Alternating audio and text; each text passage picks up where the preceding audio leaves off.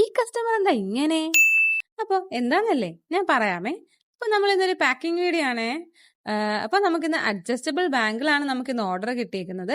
അപ്പോൾ ഒരെണ്ണം മൈക്രോ പ്ലേറ്റഡിൽ വരുന്ന ലക്ഷ്മി കോയിനിൽ വരുന്ന അഡ്ജസ്റ്റബിൾ ആയിട്ടുള്ള ബാങ്കിളാണ്. പിന്നെ ഒരെണ്ണം വരുന്നത് ആന്റി ടാർണിഷി വരുന്ന നമ്മുടെ ഒരു ഹേർട്ട് ഷേപ്പിൽ വരുന്നുള്ളൊരു ബാങ്കിൾ കൂടിയാണ്.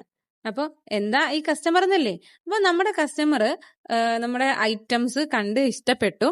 അപ്പൊ തന്നെ നമുക്കത് ഓർഡർ തന്ന് അതുപോലെ തന്നെ നമുക്ക് പേയ്മെന്റും അപ്പൊ തന്നെ അവർ ചെയ്തു തന്നായിരുന്നു.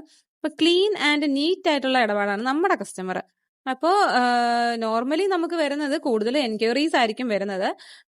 എൻക്വയറീസ് കൊണ്ട് നമുക്ക് കണ്ണു തുറക്കാൻ പറ്റൂല. മിക്കതും വരുന്നത് നമ്മുടെ ഈ ഒരു ജ്വല്ലറി ഓണേഴ്സ് തന്നെ ആയിരിക്കും.